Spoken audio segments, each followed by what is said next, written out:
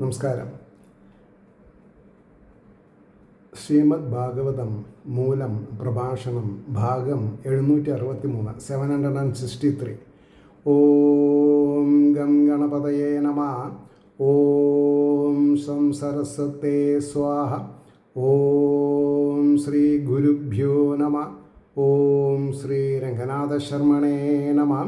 നാരായണ നാരായണ നാരായണ നാരായണ നാരായണ നാരായണ നാരായണ നാരായണ നാരായണ നാരായണ നാരായണ. ഓം ശ്രീകൃഷ്ണാർപ്പണമസ്തു. ഓം ശ്രീകൃഷ്ണായ പരബ്രഹ്മണേ നമഃ. ഓം ശ്രീകൃഷ്ണായ പരമാത്മനേ നമഃ. ഹരേ രാമ രാമ രാമ ഹരേ ഹരേ. ഹരേ കൃഷ്ണ കൃഷ്ണ കൃഷ്ണ ഹരേ ഹരേ. ഓം ശ്രീ രുക്മിണി സത്യഭാമ സമേത ശ്രീ ഗോപാലകൃഷ്ണസ്വാമിനേ നമഃ.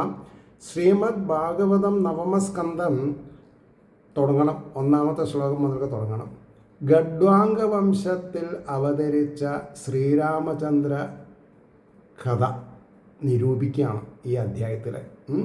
നവമസ്കന്ധത്തിൽ 10ാമത്തെ അധ്യായമാണ് ഗഡ്വാംഗ വംശത്തിൽ അവതരിച്ച ശ്രീരാമകഥ. ശ്രീശുക ഉവാച. ശ്ലോകം 1. ഗഡ്വാംഗ ദീർഘബാഹുശ്ച രഘുസ്തസ്മാൽ പൃഥുശ്രവാ അജസ്തോ മഹാരാജസ്തസ്മാൽ ദശരഥോ അഭവത്.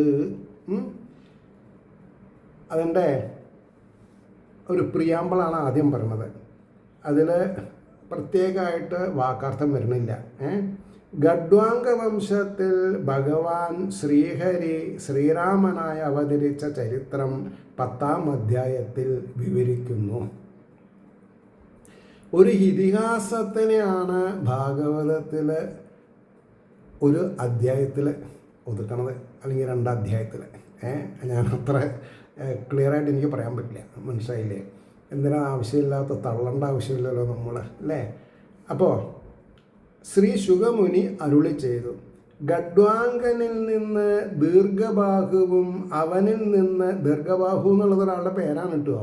ദീർഘബാഹുവും അവനിൽ നിന്ന് മഹാകീർത്തിമാനായ രഘുവും അവനിൽ നിന്ന് അജനും അവനിൽ നിന്ന് ദശരഥനും ഉണ്ടായി എന്ന് പറയണം.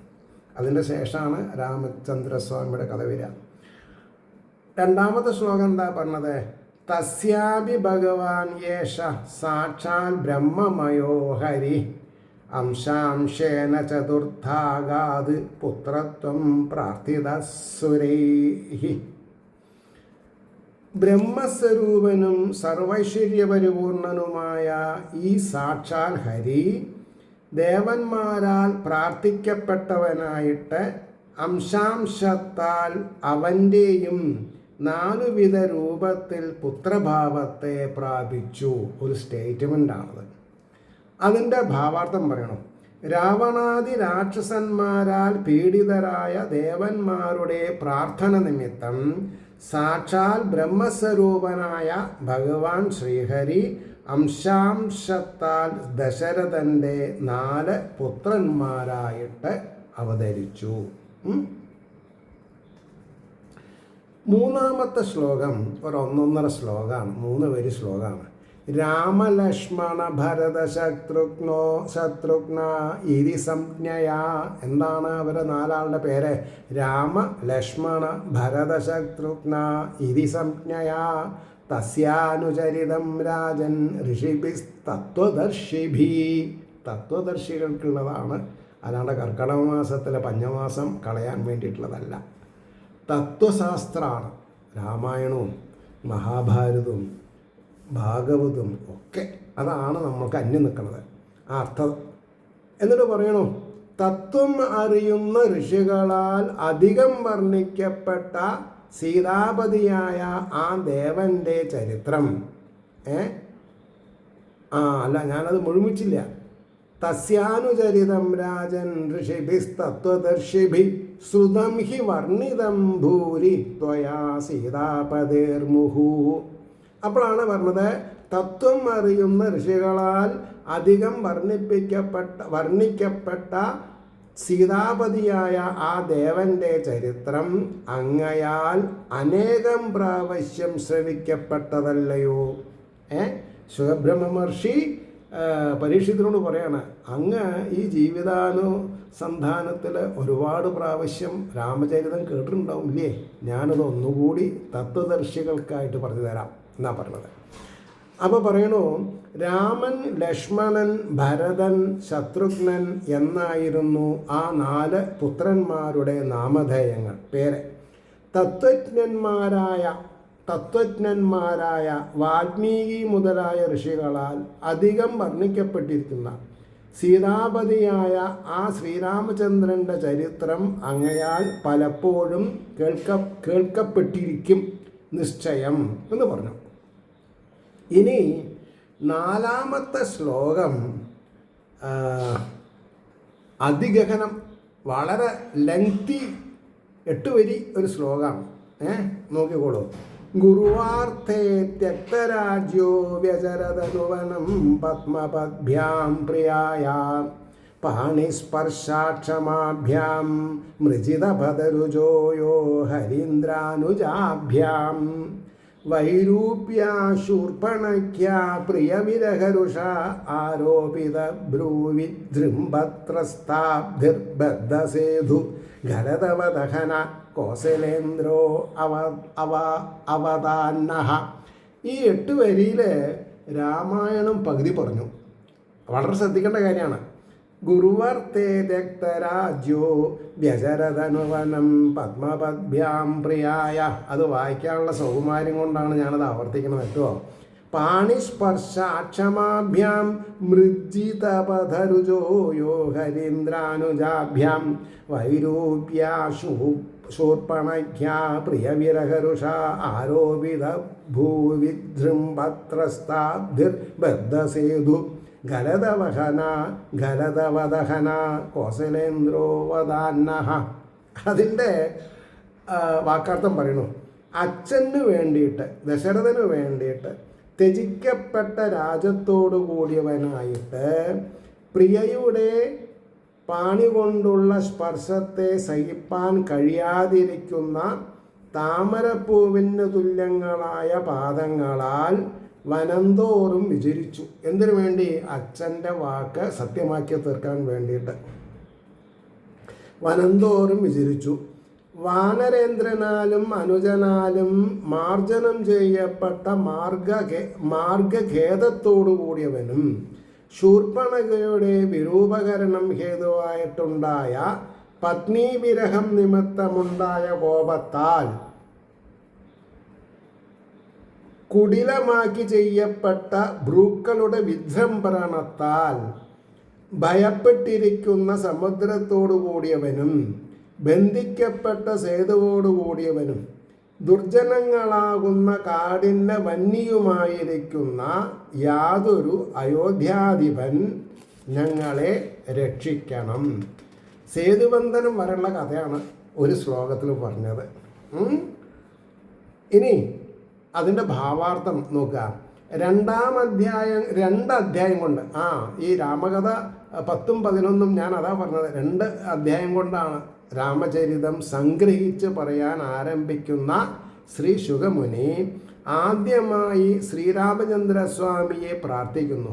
പിതൃവാക്യത്തെ സത്യമാക്കി തീർക്കാൻ വേണ്ടി രാജ്യം ഉപേക്ഷിച്ച് ഭാര്യയായ സീതയുടെ കൈകൊണ്ടുള്ള സ്പർശനം പോലും സഹിപ്പാൻ കഴിയാത്ത വിധം അത്ര മൃദുക്കളായ പാദപത്മങ്ങൾ കൊണ്ട് യാതൊരുവൻ കാടുതോറും സഞ്ചരിച്ചുവോ? ശൂർപ്പണഖയെ വിരൂപപ്പെടുത്തിയതുകൊണ്ട് രാവണനാൽ അപഹരിക്കപ്പെട്ട സീതയുടെ വിയോഗദുഃഖത്തോടുകൂടി സഞ്ചരിക്കുന്ന സമയത്തിൽ മിത്രത്വേന ലഭിച്ച വാനര രാജാവായ സുഗ്രീവനും അനുജനായ ലക്ഷ്മണനും യാതൊരുവൻ്റെ മാർഗഖേദത്തെ സാന്ത്വനാദ്യുപചാരങ്ങളാൽ തീർത്ത് ആശ്വസിപ്പിച്ചുവോ? സീതാപഹാരിയായ രാവണനെ വധിക്കാനായി ലങ്കയിലേക്ക് പോകുന്നതിന് തടസ്സമായിരിക്കുന്ന സമുദ്രം യാതൊരുവിൻ്റെ പുരികങ്ങളുടെ ചലനമാത്രത്താൽ ഭീതനായിട്ട് മാർഗം വിട്ടുകൊടുത്തതിനാൽ ആ സമുദ്രത്തിൽ യാതൊരുവൻ സേതുബന്ധനം ചെയ്തുവോ കോസലാധിപതിയായ ആ ശ്രീരാമചന്ദ്രൻ നമ്മളെ രക്ഷിക്കട്ടെ. ഒരൊറ്റ സെൻറ്റൻസാണിത്. കോമ്പൗണ്ട് സെൻറ്റൻസ് എന്നാണ് ഇതിന് ഇംഗ്ലീഷിൽ പറയുക. പറഞ്ഞു മനസ്സിലായില്ലേ? ഇനി 5ാമത്തെ ശ്ലോകം പറയണു. വിശ്വാമിത്ര അധ്വരേ യേന മാരീചാതി നിശാചരാഃ പശ്യതോ ലക്ഷ്മണസ്യൈവ ഹതാ നൈര്യത പുങ്കവാ. വിശ്വാമിത്രയാഗത്തിൽ രാക്ഷസന്മാരിൽ പ്രധാനികളായ മാരീചൻ ആദിയായ നിശാചരന്മാർ ലക്ഷ്മണൻ കണ്ടുകൊണ്ടിരിക്കെ യാതൊരുവനാൽ ഹതന്മാരായി. ശ്രീരാമചന്ദ്രസ്വാമി ലക്ഷ്മണൻ നോക്കി നിൽക്കെ അവരെ ഹനിച്ചു. അതിൻ്റെ ഭാവാർത്ഥം പറയണു. വിശ്വാമിത്ര മുനിയുടെ യാഗവിഘ്നം വരുത്തുന്ന രാക്ഷസവീരന്മാരായ മാരീചൻ മുതലായവരെ യാതൊരുവൻ ലക്ഷ്മണ സഹായത്തെ കൂടി ആശ്രയിക്കാതെ ഏകനായിട്ട് സംഹരിച്ചുവോ ആ രാമഭദ്രൻ ഞങ്ങളെ രക്ഷിക്കട്ടെ. ഇതൊക്കെ എന്താ പറയുക, പ്രാർത്ഥിക്കാനുള്ള ശ്ലോകങ്ങളാണ്. 6ാമത്തെ ശ്ലോകം. യോ ലോകവീരസമിതോ ധനുരൈഷമുഗ്രം സീതാസ്വയംവരഗൃഹേ ത്രിശതോപനീതം ആദായ ബാലഗജലീലയിവേക്ഷുയഷ്ടിം സഞ്ജീകൃതം നൃപവിഗൃഹ്യ ബഭഞ്ജ മധ്യേ.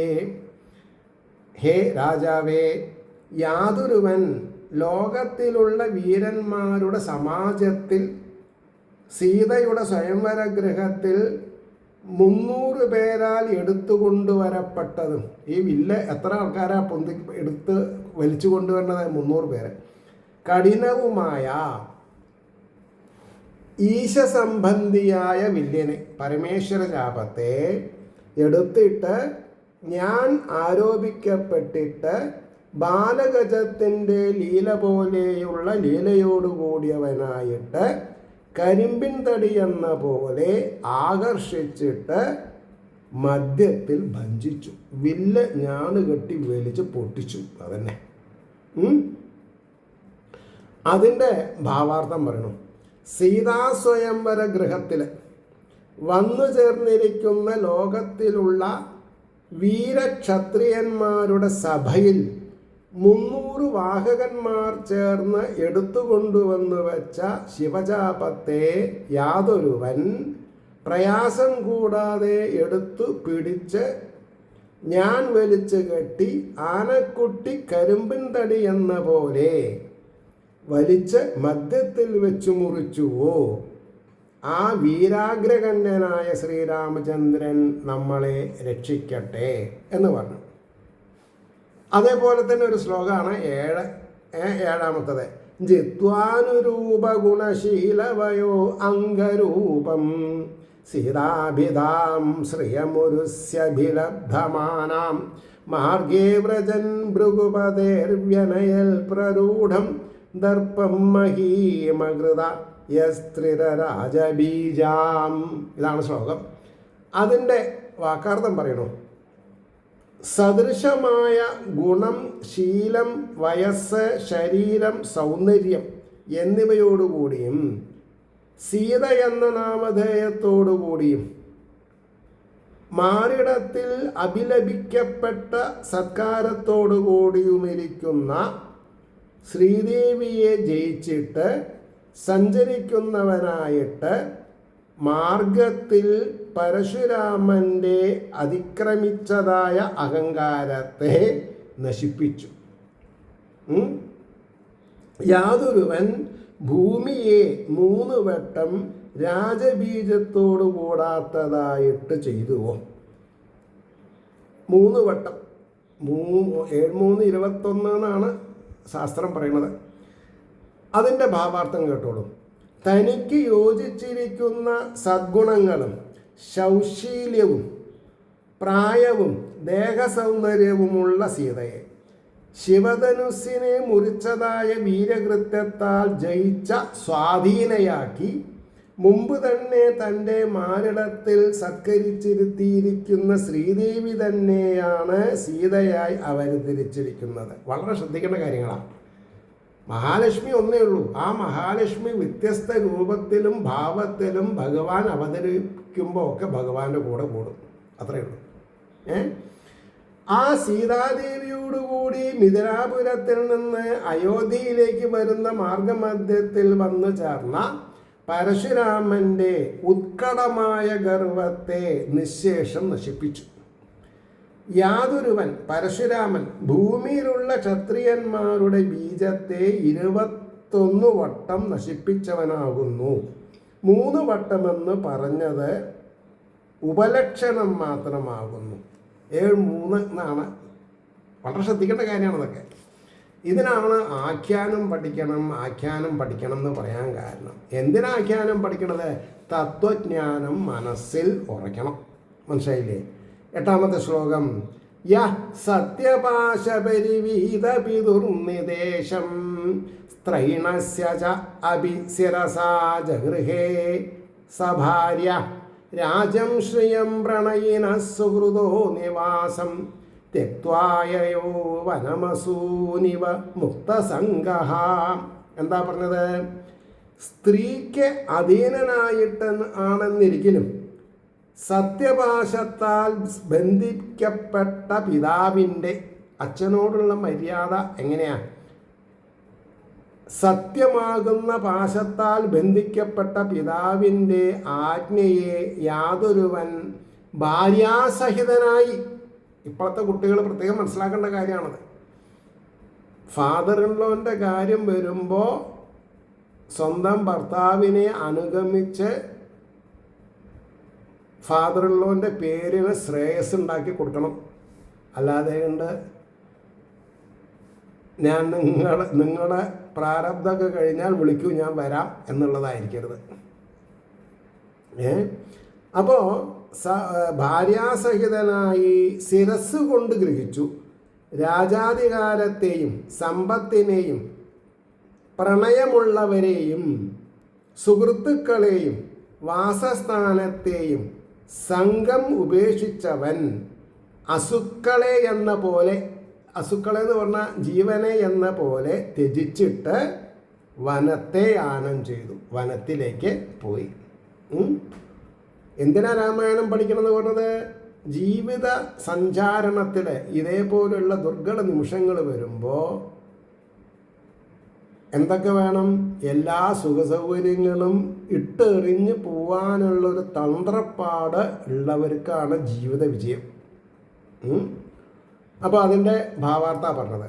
സ്ത്രീവശനായിട്ടാണെന്നിരിക്കലും സത്യപാശത്താൽ ചുറ്റപ്പെട്ട പിതാവിൻ്റെ ആജ്ഞയെ ബഹുമാന പുരസ്സരം സ്വീകരിച്ചിട്ട് രാജ്യത്തുള്ള ജന്മസിദ്ധമായ അധികാരത്തെയും രാജൈശ്വര്യത്തെയും പ്രേമാസ്പദങ്ങളായിരിക്കുന്ന മാതാപിതാക്കന്മാരെയും ബന്ധുജനങ്ങളെയും വാസസ്ഥാനമായ അയോധ്യയെയും വിരക്തന്മാരായ യോഗികൾ പ്രാണങ്ങളെ എന്ന പോലെ ഉപേക്ഷിച്ചിട്ട് യാതൊരുവൻ ഭാര്യാസഹിതനായി വനത്തെ പ്രാപിച്ചുവോ ആ ശ്രീരാമചന്ദ്രൻ നമ്മളെ രക്ഷിക്കട്ടെ.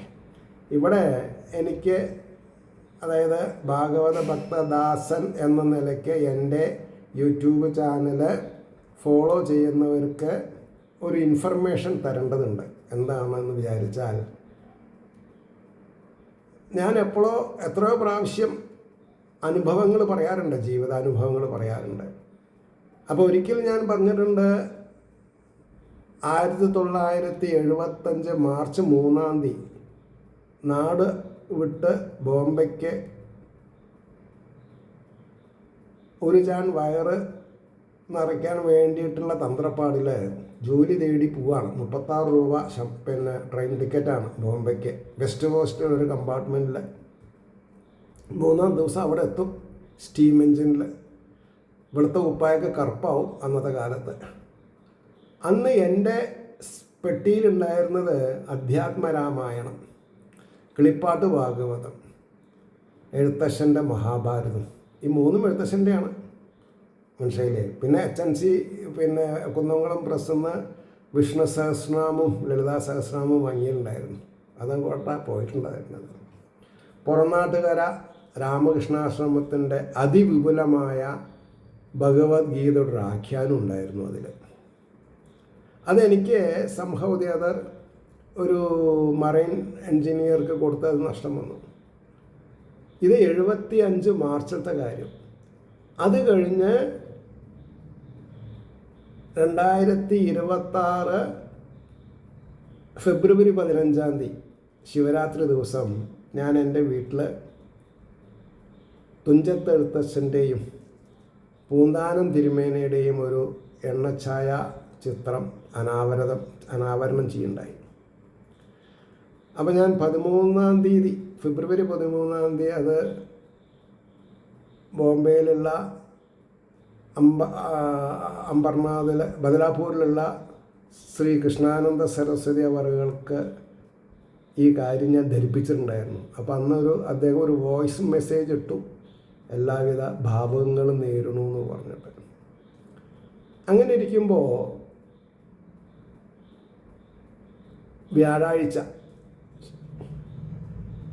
ഈ കഴിഞ്ഞ വ്യാഴാഴ്ച, അതായത് 28-ാം തീയതി,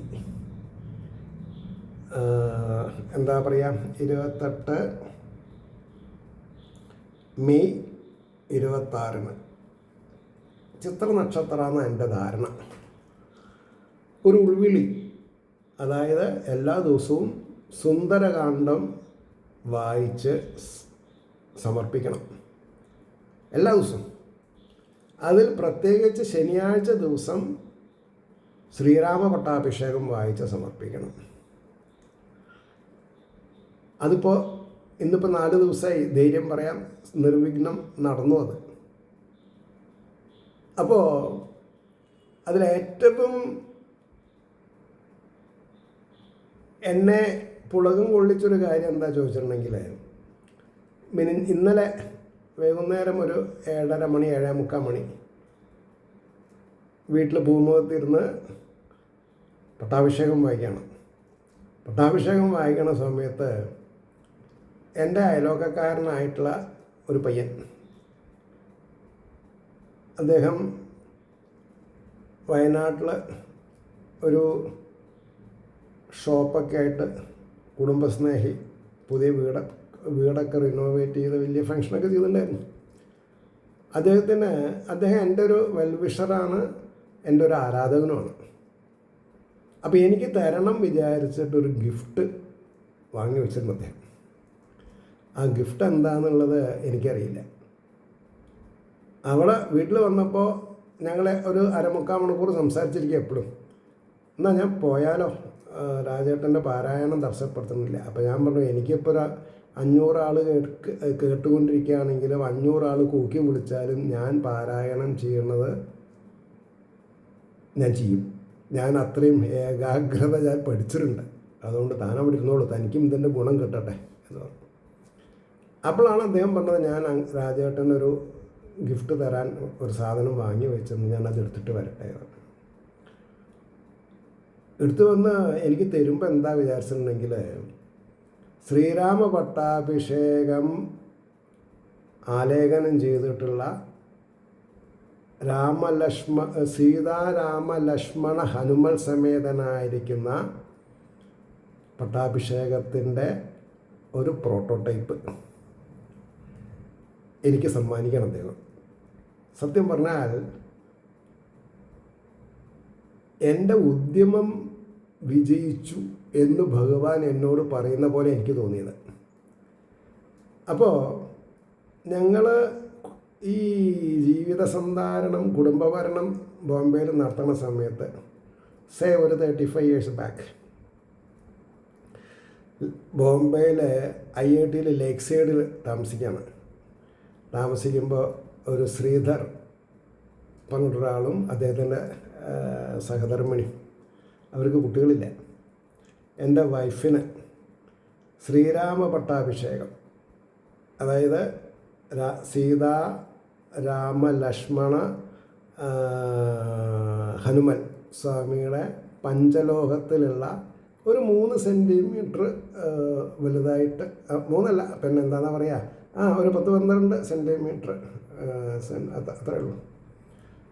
ഇത്രയേ ഉള്ളൂ. എനിക്ക് എന്നെ പറഞ്ഞ അപ്പോൾ ഇത് മെഷർമെൻറ്റ് മാറുമെന്നൊന്നും എനിക്കറിയില്ല. മാറില്ല, ഇത്ര തന്നെ, ഒരു 3 സെൻറ്റ് 10-12 സെൻറ്റിമീറ്റർ, 1 ഇഞ്ച് കഷ്ടി 1 ഇഞ്ച്.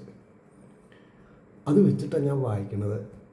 അപ്പോഴാണ് ഈ ഒരു സമ്മാനമായിട്ട് വരുന്നത്. പാരായണം കഴിഞ്ഞ ഉടനെ ഞാൻ കൃഷ്ണാനന്ദ സരസ്വതിനെ ഫോൺ ചെയ്തു. ഈ ഒരു കാര്യം അദ്ദേഹത്തിനോട് ഞാൻ പറഞ്ഞു. കാരണം എന്താ, നമ്മൾ ഓരോരുത്തരും ഒരു സത്കർമ്മം ചെയ്യുമ്പോൾ ആരേനെങ്കിലും നമ്മൾ ഫോളോ ചെയ്യുന്നുണ്ടാവും. അതിലൊരാളാണ് അദ്ദേഹം. അപ്പോൾ ഞാൻ നാട്ടിൽ പാമ്പങ്കാവ് അപ്ഗ്രേഡ് ചെയ്ത് ഒരു ക്ഷേത്രമാക്കിയതും, ഞാൻ സപ്താഹത്തിനും നവാഹത്തിനും ശിവപുരാണ ഏകാദശാഹത്തിനൊക്കെ ഉപയോഗിച്ച വിഗ്രഹങ്ങളെ പാമ്പങ്കാവിൽ കൊണ്ടുപോയി പ്രതിഷ്ഠിച്ച ചരപ്രതിഷ്ഠയാണ്. അവിടെ വെച്ച് ദിവസേന വിളക്കും അഭിഷേകവും ചെറിയൊരു നിവേദ്യമൊക്കെയായിട്ടാണ് എൻ്റെ ജീവിത ക്രമം. അപ്പോൾ പറഞ്ഞുകൊണ്ട് വരുന്നത്, അതിൻ്റെ 4-ാം ദിവസം ആണ് ഞാൻ ഈ ഭാഗവത മൂലത്തിൽ പിന്നെ നവമസ്കന്ധത്തിൽ 10-ാം അധ്യായം ശ്രീരാമചരിതം ഞാൻ പറയണത്. അപ്പോൾ എവിടുന്നൊക്കെയാണ് കണക്ടിവിറ്റീസ് വരുന്നത്? ഇതൊന്നും പ്ലാൻ ചെയ്തതല്ല. ഇത് പ്ലാൻ ചെയ്യുന്നത് ആരാ? ഈശ്വരനാണ്. നമ്മൾക്ക് എന്ത് കിട്ടിയാൽ നമ്മൾക്ക് ആനന്ദം ഉണ്ടാവും, അത് ഭഗവാൻ സുസ്ഥിരമായ രീതിയിൽ ഡെലിവറി ചെയ്യണമെന്ന് മാത്രം. കാശും പണമല്ല ജീവിതത്തിന് മുതൽക്കൂട്ട്. എന്നെന്നും ആനന്ദിക്കാനും ഓർക്കാനും. അപ്പോൾ കമ്പാരിറ്റീവ്ലി എന്നേക്കാളൊരു 10-25 വയസ്സ് താഴെ പിന്നെ ഈ എൻ്റെ നെയ്ബർ എനിക്ക് സമ്മാനിച്ചവൻ. അപ്പോൾ അവൻ്റെ ജീവിതാനുഭവത്തിലും ഞാൻ നിറഞ്ഞു നിൽക്കും, ഈ ഒരു സബ്ജക്റ്റ് നിറഞ്ഞു നിൽക്കും. അതാണ് പറഞ്ഞത്. അപ്പോൾ എല്ലാം തന്നെ 4x100 റിലേ ഓടണ കൂട്ടത്തിലാണ് ജീവിതത്തിൽ. നമ്മളെ ചുറ്റിപ്പറ്റി ആരൊക്കെ ഉണ്ട്, എന്തൊക്കെയുണ്ട്, അവർക്കൊക്കെ ഈ ആധ്യാത്മിക ജീവിതത്തിൻ്റെ അനുഭൂതികൾ ഉണ്ടാവാൻ ഉപകരിക്കുന്ന ഒരു ഇൻസിഡൻറ്റ് ഞാൻ പറഞ്ഞു എന്ന് മാത്രം. മനസ്സിലായില്ലേ? അതാണ് എൻ്റെ മാനസികാവസ്ഥ. ആനന്ദം, പരമാനന്ദം, സച്ചിദാനന്ദം എന്നൊക്കെ പറയുന്നുണ്ടല്ലോ, അത് ഞാൻ നിങ്ങളായിട്ട് ഷെയർ ചെയ്തു എന്ന് മാത്രം. അപ്പോൾ ഇവിടെ എന്താ പറഞ്ഞത്? 8-ാമത്തെ ശ്ലോകത്തിൽ പറഞ്ഞു, വിരക്തന്മാരായ യോഗികൾ പ്രാണങ്ങളെന്ന പോലെ ഉപേക്ഷിച്ചിട്ട് യാതൊരുവൻ ഭാര്യാസഹിതനായി വനത്തെ പ്രാപിച്ചുവോ, ആ ശ്രീരാമചന്ദ്രൻ നമ്മളെ രക്ഷിക്കട്ടെ എന്ന് പറഞ്ഞു. ഇനി നമുക്ക് 9-ാമത്തെ ശ്ലോകം കൂടിയും പറഞ്ഞിട്ട് നിർത്താം. ശ്ലോകം 9. രക്ഷ സ്വസുർവ്യകൃത രൂപമശുദ്ധ ബുദ്ധേസ്തസ്യ ഘരത്രിശരദൂഷണമുഖ്യബന്ധൂൻ ജഗ്നേ ചതുർദശസഹസ്രമപാരണീയ ഗോദണ്ഡപാണിരടമാന ഉവാസ കൃശ്രം. ഇതാണ് ശ്ലോകം. അപ്പോൾ അതിൻ്റെ വാക്കാർത്ഥം എന്താ പറഞ്ഞത്? ദുഷിച്ച ബുദ്ധിയോടുകൂടിയ രാക്ഷസ സഹോദരിയുടെ രൂപത്തെ വികൃതമാക്കി അലംഘ്യമായ ഗോദണ്ഡത്തെ പാണിയിൽ ധരിച്ചവനായിട്ട്, അതായത് ഗോദണ്ഡം ഭഗവാന്റെ വില്യൻ്റെ പേരാണ്, ശ്രീരാമചന്ദ്രസ്വാമിയുടെ, അവളുടെ ഖരൻ, ത്രിശിരസ്, ദൂഷണൻ മുതലായ പ്രധാന ബന്ധുക്കളെ 14,000 പേരെ ഹനിച്ചു. സഞ്ചരിക്കുന്നവനായിട്ട് കഷ്ടമായി വസിച്ചു. അതായത് വളരെ പ്രതികൂല സാഹചര്യങ്ങളിൽ കൂടിയാണ് ശ്രീരാമചന്ദ്രസ്വാമിയുടെ കാനനവാസം ഉണ്ടായത് എന്നായി. ഇനി അതിൻ്റെ ഒരു ഭാവാർത്ഥമുണ്ട്. അതെന്താ? തന്നോടുണ്ടായ കാമവികാരത്താൽ ദുഷിച്ച ബുദ്ധിയോടുകൂടി സീതയെ ഉപദ്രവിക്കാൻ ഭാവിച്ച രാവണ സഹോദരിയായ ശൂർപ്പണഖയുടെ സ്വരൂപത്തെ വിരൂപമാക്കി തീർത്തു. പറയുമ്പോൾ എന്താ പറയുക, രാവണൻ ആരാ? ബ്രാഹ്മണപുത്രനാണ്.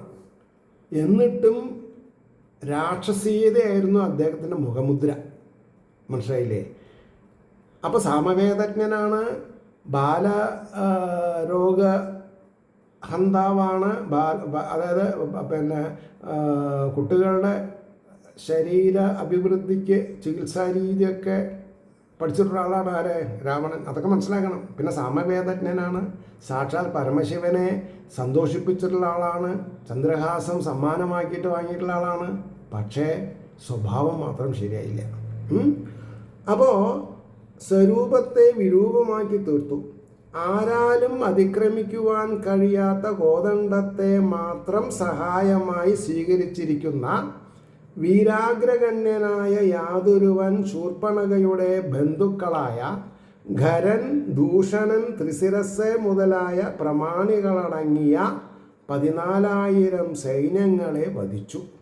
ദുഷ്ടന്മാരെ വധിപ്പാൻ വേണ്ടി ക്ലേശം അനുഭവിച്ചും കൊണ്ട് കാട്ടിൽ 4 ഭാഗത്തും സഞ്ചരിച്ചു എന്നാണ് ആ 9ാമത്തെ ശ്ലോകം കൊണ്ട് അനുമാനിക്കാനുള്ളത്. അതാണ് ഇപ്പോൾ നമ്മൾ നടത്തിയത്. അങ്ങനെയൊക്കെ ഇരിക്കുന്ന രാമനെന്നും കൃഷ്ണനെന്നും ശിവനെന്നും വ്യത്യസ്ത നാമധേയങ്ങളിൽ കൂടി ഒരേ പരമാത്മാവിൻ്റെ അവാച്യമായ വീരശൂര പരാക്രമങ്ങളെ പ്രതിപാദിക്കുന്ന ഇതിഹാസങ്ങളെയും പുരാണങ്ങളെയും എത്ര വായിച്ചാലും നമ്മൾക്ക് മതി വരില്ല. കാരണം നമ്മുടെ ഓരോരുത്തരുടെയും ബുദ്ധിയിൽ പോസിറ്റീവായിട്ടിരിക്കുന്ന എനർജി തഴച്ചു വളരാൻ ഇതൊക്കെ ഉപകരിക്കും. അപ്പോൾ പോസിറ്റീവ് എനർജി തഴച്ചു വളരുമ്പോൾ നെഗറ്റീവ് എനർജി ഇല്ലാതെ കണ്ടാവും. നെഗറ്റീവ് എനർജി ഇല്ലാതെ കണ്ടായാൽ സ്വതസിദ്ധമായ ബാലാഗ്രശതഭാഗസ്യ വിസ്തരസ്യ ഏകോ ജീവ എന്ന പ്രമാണത്തിൽ നമ്മുടെ ഹൃദയഗഹ്വരത്തിൽ കുടികൊള്ളുന്ന ആ ബ്രഹ്മചൈതന്യത്തിനെ അനുസന്ധാനം ചെയ്യാൻ നമുക്ക് സാധിക്കും എന്ന പ്രമാണത്തെ സാംശീകരിച്ചുകൊണ്ട് ഏവർക്കും ശ്രീഹരിയുടെ അനുഗ്രഹാശിസ്സുകൾ നിർലോകം ഉണ്ടാകട്ടെ എന്നും നമ്മുടെ ഓരോരുത്തരുടെയും പ്രാർത്ഥന ലോകാസമസ്താസികനോ ഭവന്തു ആയിരിക്കട്ടെ എന്നും സ്മരിച്ചുകൊണ്ട് വാക്കുകൾ ഉപസംഹരിക്കുന്നു. നമസ്കാരം. നാളെ കാണാം.